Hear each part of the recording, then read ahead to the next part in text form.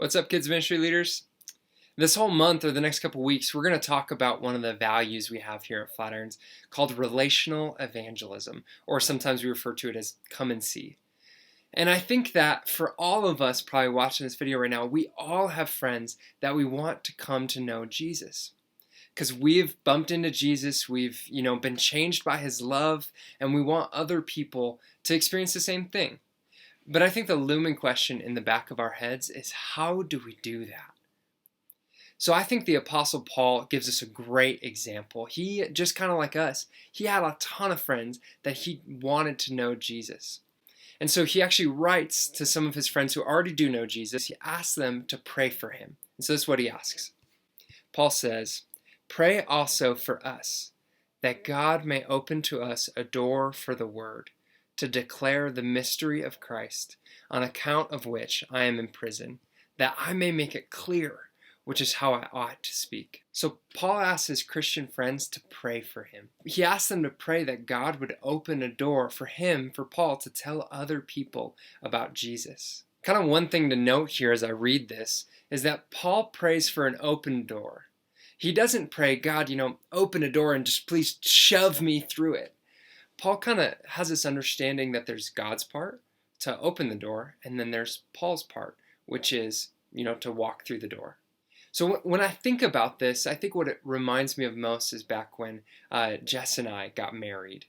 So when we were going to get married, we were so excited about our wedding, and we wanted other people to come and celebrate with us. We wanted them to come and dance and eat great food and have a blast. So we invited them. We had no control if these people would say yes. We had no control if they would show up. We didn't even know what they would think of the invitations that we sent them. But it was really simple, and our message was clear. Hey, come to our wedding. So I think that our job with sharing Jesus with other people is just that simple.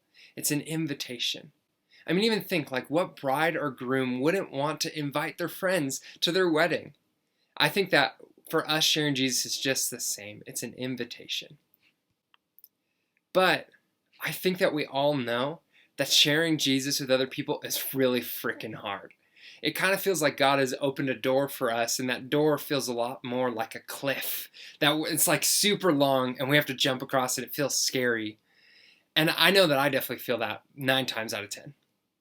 And so this is where we need the Holy Spirit's help.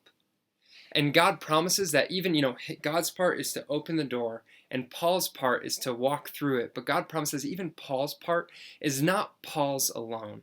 We're not alone in our part.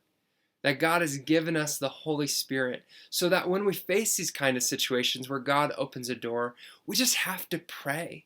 We have to ask God for help. And he promises that he's going to give us strength, and he's going to go with us. And he's actually going to give us words to speak. So the next couple weeks, as we talk about relational evangelism, I'm going to share some more thoughts. I want to leave you with just one practical tip, and it's this. The best invitations always start with questions. So become relentless at asking questions. Ask questions like, did you grow up going to church? Where are you at with God? What do you think about faith? Or do you ever pray? Sometimes these conversations might even lead you to a place where you can ask something like, hey, could I share with you something that I've learned about God? So questions are the doorway to conversation.